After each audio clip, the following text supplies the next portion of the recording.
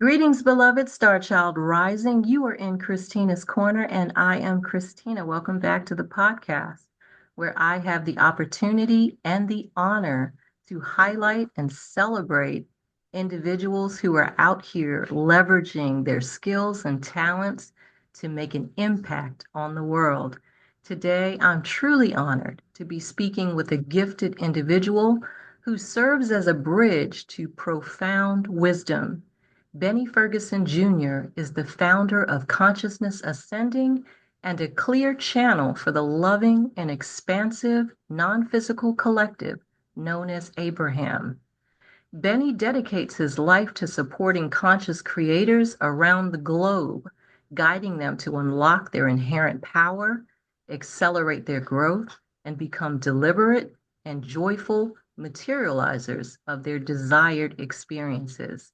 His journey is a testament to the transformative power of inner seeking. Benny's gentle yet powerful presence has touched countless lives, helping individuals navigate their spiritual paths with clarity and a deep sense of possibility. Join me in extending a warm welcome to the insightful and inspiring Benny Ferguson Jr. and Abraham. Welcome. Wow, that's fantastic. Yeah. It's exciting. Thank you for having us. This is really exciting to be here. Absolutely. Can you tell I'm excited? I'm glad you agreed because I know you're very busy. No, we Uh, had we had to. We had to.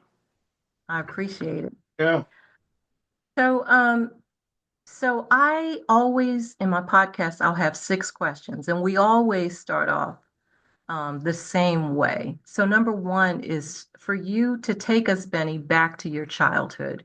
What were you like as a young kid? And were there any curiosities, interests, or perhaps even unusual experiences that looking back now might be seen as subtle hints or clues pointing you towards the metaphysical?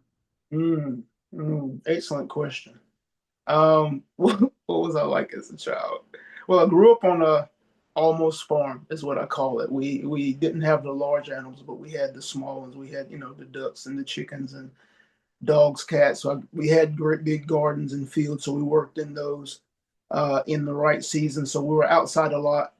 I was the only boy. I've got three sisters, two older and one younger. So I was with my dad cutting wood and all of that stuff. So, that's who we were growing up. And we had family on the other sides of the field. So I grew up in an area with a lot of family around aunts, uncles.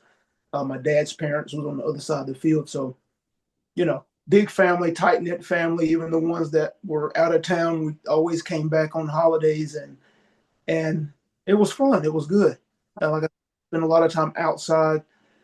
Um, but yeah, there was a nudge. There were nudges that I didn't know.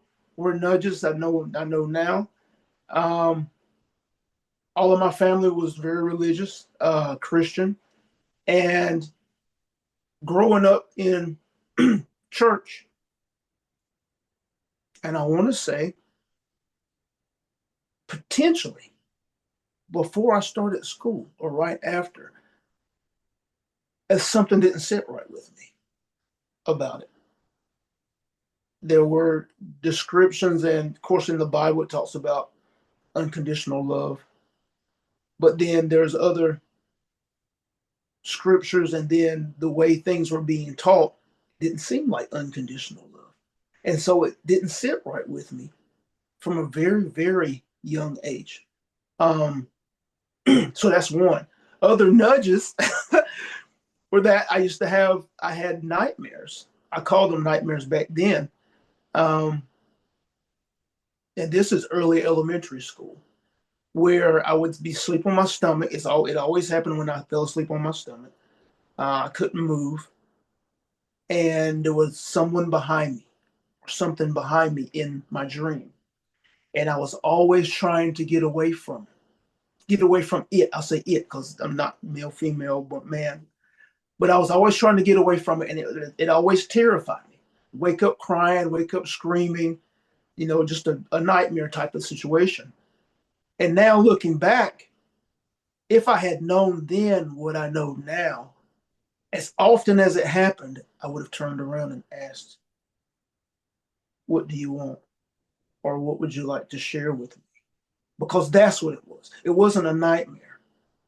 It was me being nudged, me being urged. It was someone trying to communicate with me. I have no doubt someone that loves me was trying to communicate with me, but I didn't know. Now, and I think about it, imagine if I had grown up in a family that knew this stuff and could have communicated it to me. And as a kid in early elementary school, interacting non-physically. Now, that would have been awesome. But I was right where I was supposed to be. But that was a nudge, definitely, because I remember that as, and I know that I was being trying to be connected with back then. So that has always been with me as I've gone forward and other things have happened. Wow. Yeah.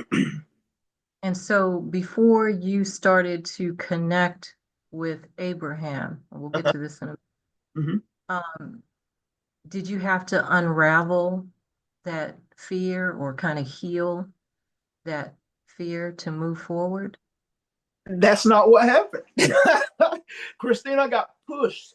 I started having out of body experiences and I didn't know what was going on. I thought I was, well, I knew I wasn't dead, uh, but I started having spontaneous out of body experiences. I started having them in college where I would, again, sleep on my stomach and I could see the room. I could see the room. Sometimes I could see my roommate. And what I started doing once I realized I wasn't dead, because I would try to speak and I could just hear like sounds and murmurs being made, but they weren't words, although I could hear what I was saying. And I could still feel my body.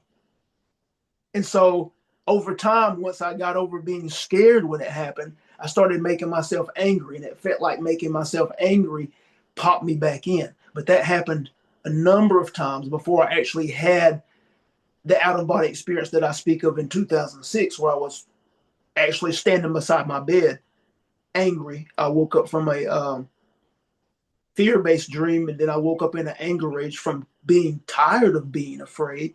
But I was actually standing up, awake, and it happened. And I was behind my body, looking at my body in front of my wife. And this was about it Wow. morning. And so those happened up until that happened. And when that happened, and I know I was there and I know I could see 360 degrees, and I know I was trying to hold on to my body because it was so, I was so enraged at that moment. That is what said, okay, there's other stuff going on. We need to figure out what happened and what do we do next. Wow. Those were the urges, and then the clear push, right? That's really interesting. As you were talking, I was thinking back to my childhood. There's always a reason things happen the way they do and when they do. Yeah. And so that's been more and more clear to me as I'm on my journey and, Mhm. taking a deeper look inside. And so I was reminded of when I was around 9, I started getting visitations. These weren't dreams, though. They weren't nightmares. Yeah. I was awake and Yes. I was so scared, Yes. like you said, nobody was around who was familiar with this type of thing. And I just remember being very scared every time they came forward, that I used to jump. I used to run to my down the hall to my parents' room, and I jump in between them in bed, and they just be like, again, was Mhm. she seeing ghosts? I'm like, it's not a ghost. It's Mhm. but you just never know how that impacts you. And that's why I asked, did you have to heal that? Because that fear for me was very deep and Mhm. it made me scared to Mhm. go inside for a long time. And so just having to kind of face it and confront it was challenging for me. But The information that I have now, and I'm sure it's the same with you, the information that I have now, and it even right now, it makes me think, you know, the fear that I felt in those moments as a child, it was all inside of me. I cannot say for sure that there was any malice energy around that which was behind me. It was all inside of me, mhm, right? So now I okay. question if I had been clear and able to feel like I can feel now, but I don't come in contact with negative things because I try to stay in a high frequency. And so you come in contact with what you're resonating. If you're ever in fear and you go to sleep, then you could, if you are angry, frustrated, in a low vibration to that nature. But if you're playing and practicing with in higher frequencies, especially when you go to bed, if you encounter something, it has to be of that frequency because it's all about the energy that you're in, right? Mhm, And so, yeah, it makes me think about that. That was all of the fear and stuff was inside of me as a child, because I didn't have any information, not like we have now. Um, right. it was all coming from me. It was it, and even now, having been in that experience and remembering it, there was no danger or anything being given off by what was behind me. It was just the presence behind me. Mhm, Yeah. And the information is kind of what has changed those that felt like fearful moments for me. Now, don't get me wrong. There's been other fears and things that I've had to work on, and things I'm working on now to shift and change. Um, but the information that I have now has changed my perspective around those happenings. okay. Thank you for sharing. Well, we're off to a great start. I'm loving this conversation already. We just on number one. All right, number two.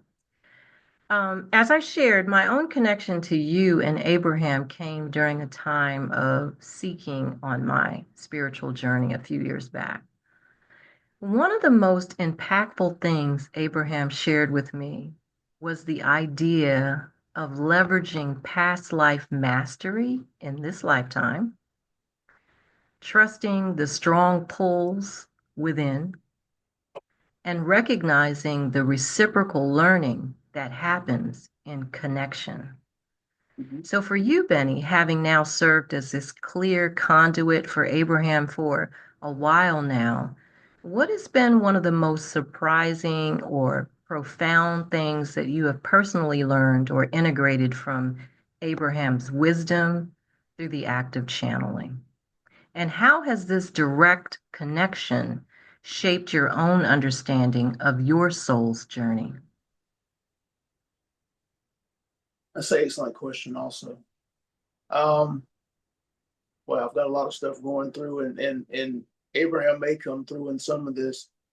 But what was the first part again? What is the So, the first part is given your experience with Abraham, Mhm. as what has been one of the most surprising or profound things that you have personally learned or integrated from Abraham's wisdom Mhm. through channeling? Okay. And how has this shaped your journey? Number one, the connection and finding out that there's so much support around us that we can access once we learn to really get in tune and align with it, because it's all about frequency. And everybody's always being connected with. Everybody's always getting communicated with. It's about being in alignment with it. It's about being in a high enough frequency to be able to receive the communication.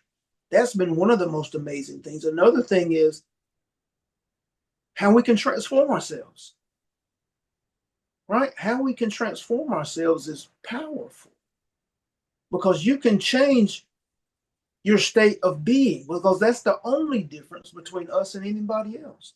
And if you change your state of being, then you change your experiences in the world. And so that's another one of the biggest things that I have learned and I'm engaged in, right? Because just because I channel doesn't immediately erase all of my program.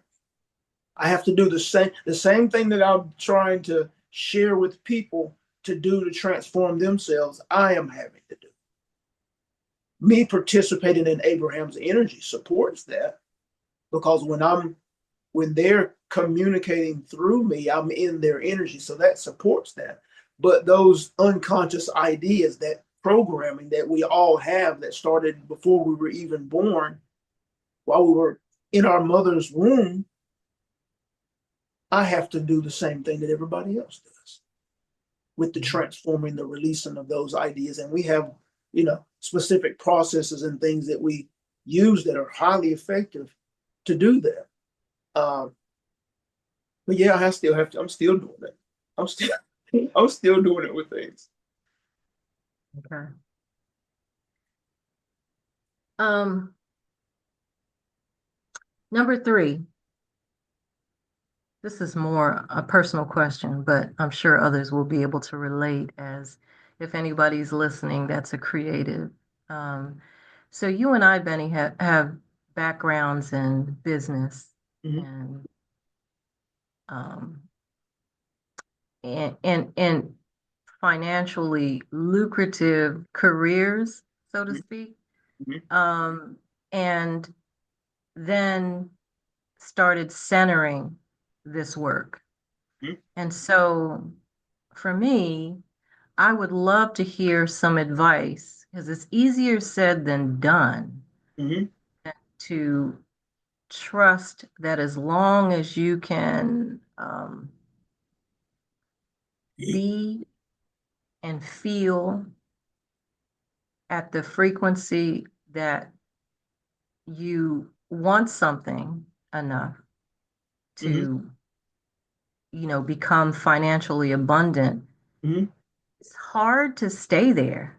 And it's hard not to just say, you know what, I'm just going to just going to go back to work and start all over and then do this on the side. And then every time you push it to the side, the universe has a way of coming back and like, this needs Mm-hmm. to be centered, needs to Mm-hmm. be centered as part of your journey.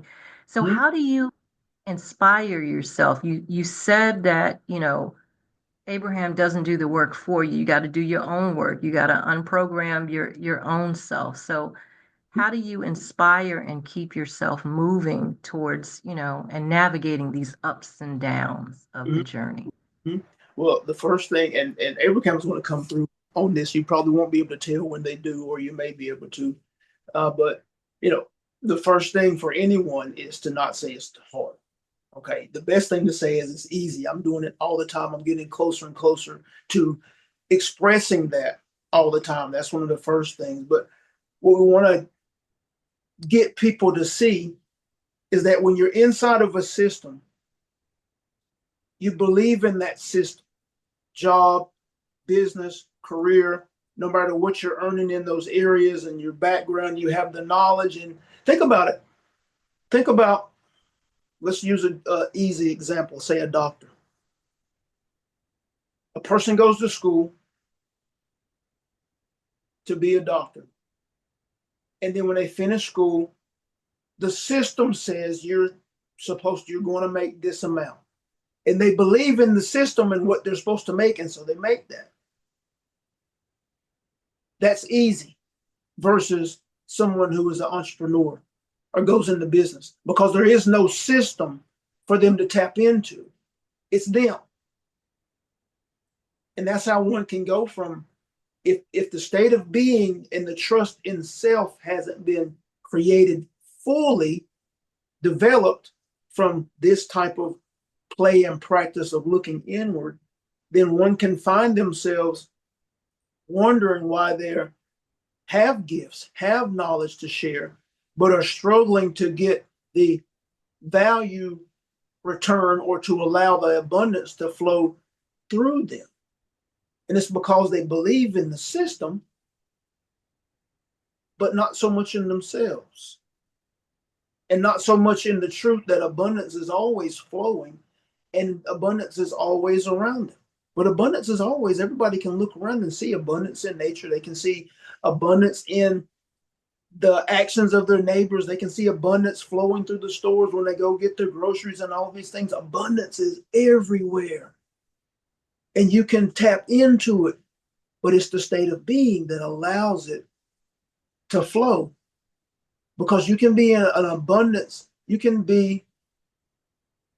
experience abundance of wealth. You can experience an abundance of wealth, or you can experience an abundance of lack. Both are abundance. It's about your state of being and what you're in line with, what you're in tune with. And knowing that is not an awe thing, it's a beautiful thing because you know where to place your attention now. And you can start by looking at the little things, beginning to be aware, train yourself to notice abundance everywhere you go. And the more you notice abundance, it's easy in nature. And the more you begin to notice it, the more you start to become it, the more you start to resonate and align yourself with it. And this is an excellent question because this is something that I'm unraveling for myself. And I see it and I've experienced it. You know, I work with entrepreneurs and executives that are a part of our private community, and they have still have similar challenges. They find that they get in positions or they start to do their own thing and they begin to see the ideas that stand between them and the success they're trying to create because it's just the ideas within them. A lot of times they've been there since childhood. They got it from their families, but yet they have these inspirations to do these magnificent things and to be in support of humanity, most of the people that we work with. But it's these ideas that are there that is standing between them and the things that they need to progress, right? They have the knowledge, they have the understanding. That's not the problem. It's never the challenge. It's the ideas that's already there that they have to start to work with. And as far as evidence of that, I've experienced evidence of that. And that's kind of what keeps me moving forward. You know, just being a support, just being a support because that's what I want to be. And as big a support as I can be to the world, I've received, and this is the powerful part that also points to the creative process and the end of it, the letting go of it, the being detached from results and detached from outcomes. People have sent me beautiful amounts that I didn't know was coming. Right? There's a gentleman that I hear from on Facebook, right? Facebook Messenger. He sends me messages and I answer his questions. Anybody that has the courage to send me a message or ask me a question, I answer them. You know, people, it's really interesting how people, the way we view the world and perceive people who look like they're doing something and think they're separate or different. And I don't know about anybody else. I'm not. Right? If you can send me a message, I'm going to respond as soon as I can. So this gentleman sends me messages on Facebook about situations and things, and I answer them. And then 3 weeks later, I'm sitting at dinner, and he messaged me and says, "Hey, I just sent you such and such to your PayPal." And I'm like, "Cool, thank you." But that's how it works, right? No expectation of outcome, just being of value in whatever area you're in, but in the back of your mind, knowing that you're taken care of. Because source is always putting the things around you that you need. It's not source and the potential of abundance and the resources that we need not being present. That's the issue. It's me being separate from it through my dominant ideas. That's the challenge. And so that I'm presently unraveling those things because there's so much evidence around me to the contrary of what has been my experience. Mhm. Okay, so Don't say it's hard. Yep. Say it's easy. Yep. Yep. Because Look what for abundance is everywhere you look, mm-hmm, and don't attach any outcomes. mm-hmm, Um, just mm-hmm, let it flow mm-hmm, and trust that it will come through mm-hmm. And don't put when a on where it when you where need it to come through. and don't put a cap. Think about your quantum physics, and when you put your attention on something, it collapses the particles down. It collapses all of potential down. And this is another challenge that we see people have. Humanity believes in jobs so much that they believe that they have to be doing something for, we'll say, money, have to be doing something for it. So if you believe that money can only come through your job, well, then you collapse the particles down to that one thing. Versus, I do this, right? But abundance can come from anywhere, leaving it broad, leaving it open. That's what allows it not only to come through that avenue, but from wherever is perfect for you in the moment. It's the same thing with believing in instantaneous manifestation. If you don't believe in it, it's probably never going to happen for you. Well, it happens, but like in the things that you say you really want and whatnot, very rarely. You have to believe in it for the possibility to be available for you. If you don't believe in it, well, then you're collapsing the particles down to the experience of not. Easy. it's, it's simple. This stuff is really simple, but it requires the play and practice to become aware of the ideas that separate us from the simplicity and the possible. Mhm. Yeah. And I will say that one of the things that has helped me, I find that once I started developing a consistent um, daily meditation practice of going within Mm-hmm. and journaling my thoughts and staying with it and being doing it every day, I Mm-hmm. have a lot of patience. Mm-hmm. I'm not like constantly reacting to things all the time or worrying about things all the time, you know. And I Mm-hmm. know beyond a shadow of a doubt, it has a lot to do with me starting the meditation practice. So if you don't have one and you're out there listening, that would be a good place to start as well. So thank you for sharing. Mm-hmm. That's excellent. All right, number 4. Mm-hmm. Um, so the email messages from Abraham that you share to your clients um, are often incredibly timely and resonate deeply.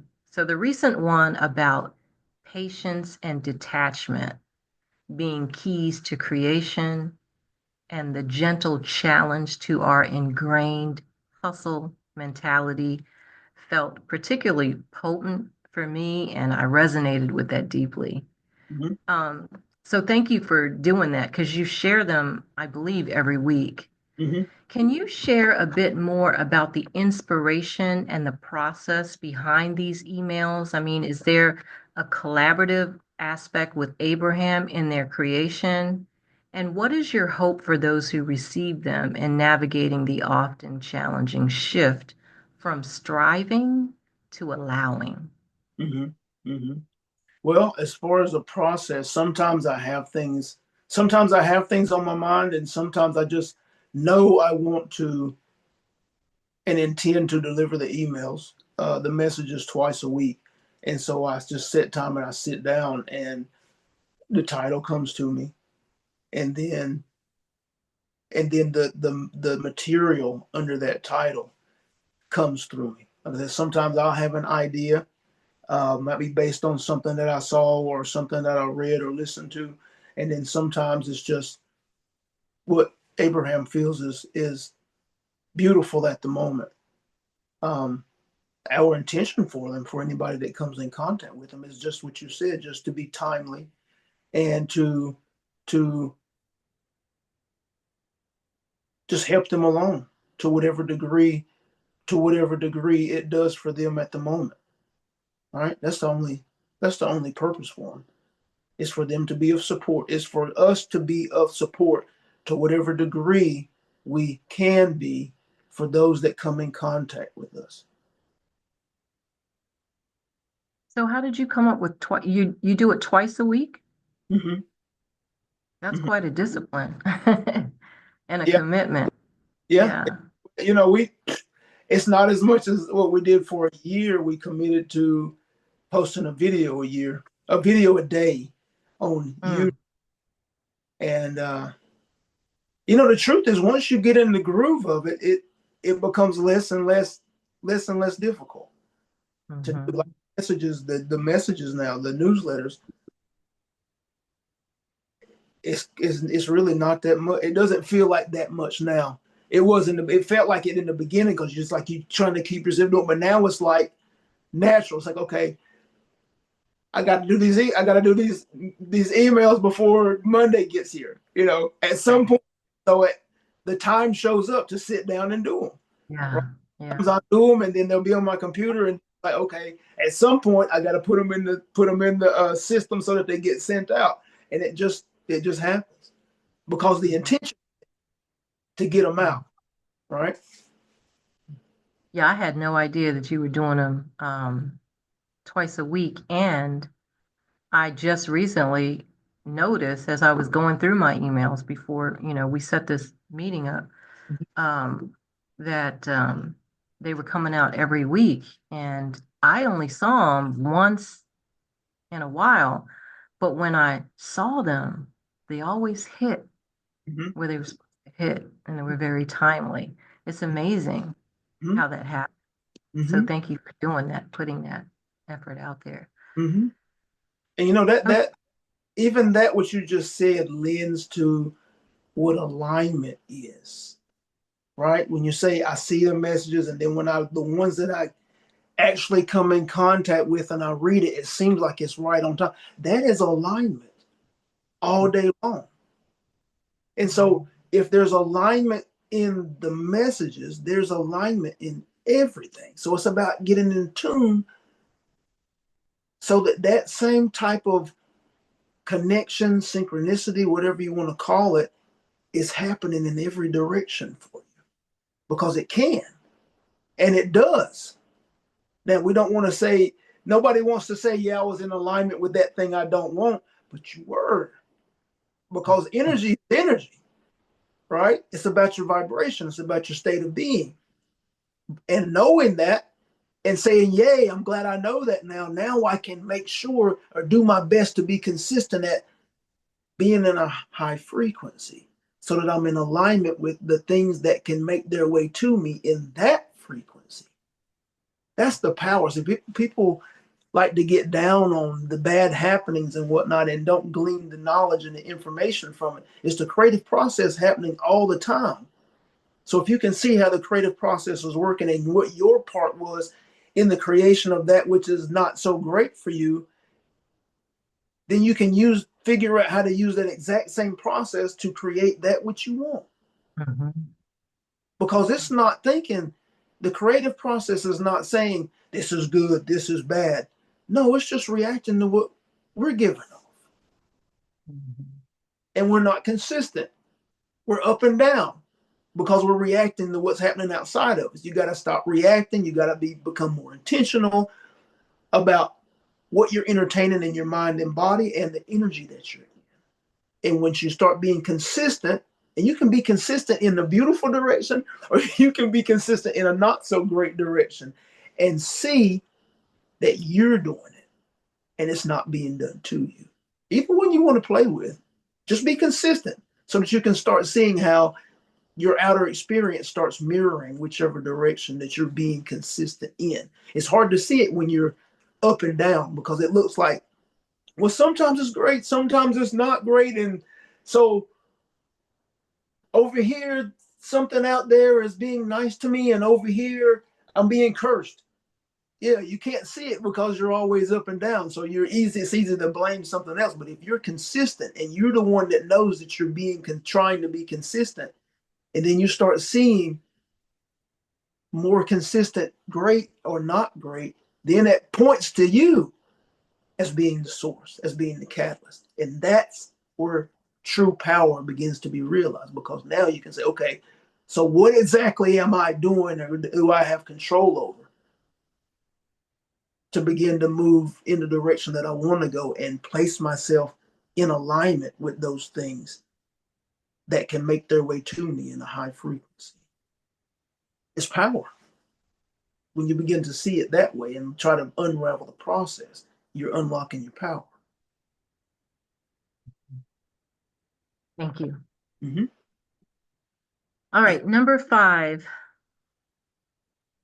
You mentioned that our biggest hurdles often lie within. Mm-hmm. On your own journey of being a clear channel and guiding others, Mm-hmm. what has been one of the most significant internal hurdles that you've had to navigate? And were there specific moments of clarity or watershed moments that helped you to overcome this and continue forward with a sense of joy and purpose in your work? Mm-hmm. One of the biggest challenges for me has been the offering of being a victim, being helpless to that which is perceived to be authority. And this came from my dad, right? These ideas came from my dad. I know, so I have specific events that happened that came from my dad. I took neurolinguistic programming, and I think this was before. This was 2002, 2003, so it was before my out of body experience. And in that in that training, I was working with two women, one of which I'm still really good friends with, and we work together and do things together. But in that training, I became aware of, we all did, everybody that was taking the class did, became aware of an inner child within me that was kind of, that part of me was born of those situations when I was little that established these ideas. And that inner child was angry and furious, which is part of where that anger rage came from. Angry and furious at my parents, angry and furious and scared at the same time. And so that was one of the biggest things that I've learned and come in contact with, that I've had to work with. Um, because if you have an inner child that is born of fear, which most people do,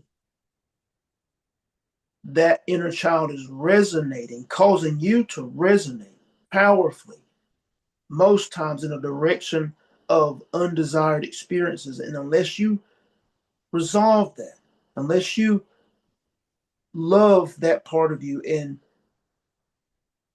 begin to transform the ideas and the feelings of that child, you are stuck in experiences manifesting with consistency.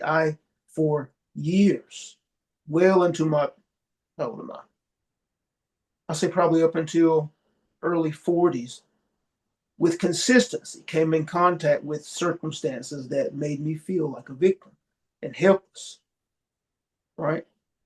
And it was that inner child resonating, that pain from those ideas.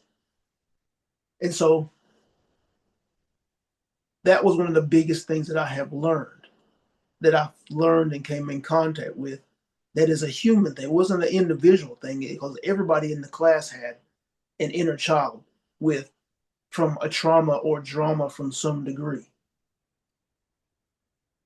And you have to first discover it, and then you have to begin to love on that child and begin to transform those energies in the right way in order to free yourself from those experiences. That's one of the biggest things that I've learned. What was the second part of the question? Well, how did you use what you learned to move forward with a sense of joy Mm-hmm. and Mm-hmm. purpose? Well, first, the knowledge of being able to transform uh, those parts in the right way, in a loving way, knowledge of being able to do that, knowledge of being able to free myself from those experiences, learning the source of those experiences, because you can find yourself putting band-aids on stuff, right? Thinking you're doing the right things, but not really addressing the roots of circumstance. So seeing that, coming in contact with that part of me, gave me the information that there are roots. And if you address the roots, everything clears up, right? The same as if you cut the roots off a plant, it dies. It's over. So if you address the root causes of experience, if you got to make sure you get there, you can transform yourself and you can transform your experience. So that was the biggest, that was one of the, probably the biggest thing, the biggest discovery. Mhm. And how were you addressing, how were you loving on that child? Were you taking a class? Were you going within deep meditation? Were you journaling? What were you Yeah, doing? meditate. Once you know it's there, it's not difficult to come in contact with that part of you or parts, whatever you find is there, and you can have conversations. I had conversations with them, and you have to do it gently. You have to gently, because that part of you is so ingrained in those ideas, and a lot of times there's so much energy built up that you have to subtly do it over time. I mean, in my experience, it's something that you have to do over time. It's not a quick fix, because I can go and say, "Hey, he didn't mean it. He didn't know what he was doing. He was just being himself." That child doesn't understand that stuff, right? You got to figure out how to communicate to that child part of you, and you got to do it in a loving fashion, so that, I mean, it's a child and it's a part of you, and so you have to do it in a loving fashion, and you have to let him talk or her talk, so that you can learn how to communicate and begin to build them. But you have to do it in the right energy, first of all. And you can send them love, you can send them understanding, you can send them vibrationally your understanding now, to help them begin to grow and develop from that state. And doing that, you're supporting yourself. Mhm. Yeah. Okay. That's powerful. Thank you. Yeah. Um, okay. Last question. Mm-hmm. Benny, for our listeners and all of us navigating the unique energies and challenges of this time on Earth, could you please invite Abraham to share any insights, perspectives, or gentle guidance that would be most helpful for us to understand, embrace, and move forward with greater peace, clarity, and empowerment? Mm-hmm. Mm-hmm. Absolutely. Well, first of all, and this is probably one of the biggest things, and if one focuses here, it won't be long that they begin to experience and begin to perceive greater potential than they ever have, and begin to affect their states of being that were mentioned earlier. And that's to stop identifying with the body.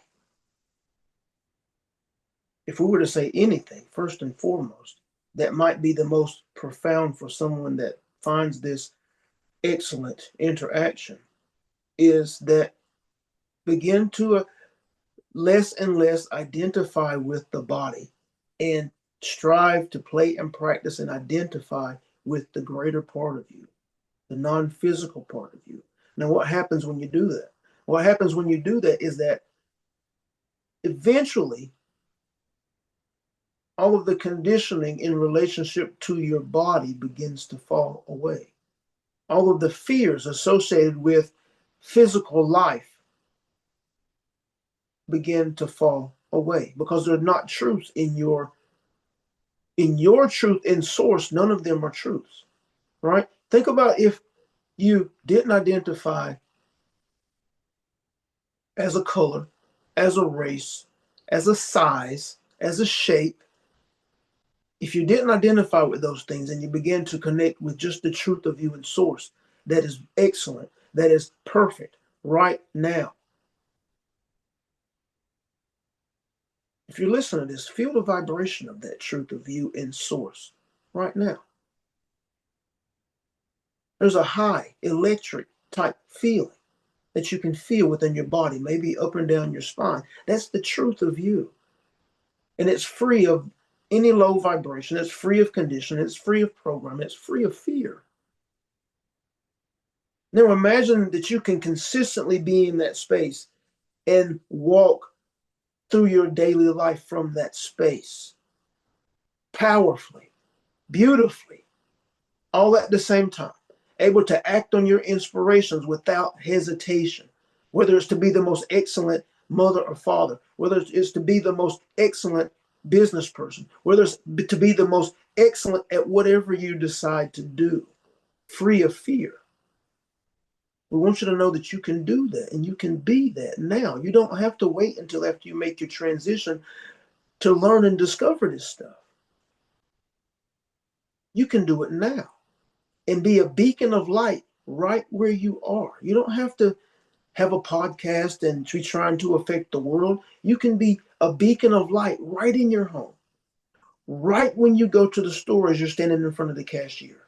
That's just as powerful because your frequency resonates out and you have no idea the power. When you stood in front of the cashier, you didn't say a word, but your frequency uplifted him or her. And they went home and they were a better parent or a better partner because you made them feel good and y'all didn't even have a conversation.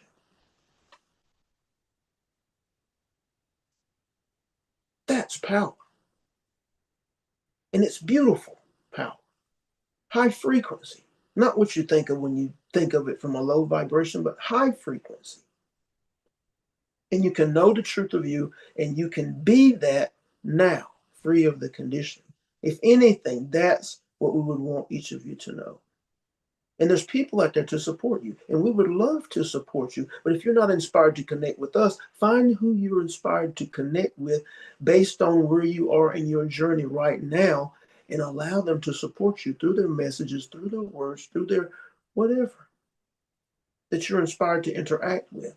Just know that you can connect right now with the truth of you and source beyond the body, and then begin to live your life from that space. That's what we want you to know. Wow, that's amazing advice. Thank you. Yeah. Thank you. Thank you, Abraham. And thank you, Benny, for taking the time to speak with us. Um, our hearts are filled with gratitude for both of you to be here and interact with us. And for those that are listening, I will leave Benny's information on the video description so you can contact him and Abraham if you feel called to do so. Until then, love and light to each one of you, and see you on the next podcast. Good night.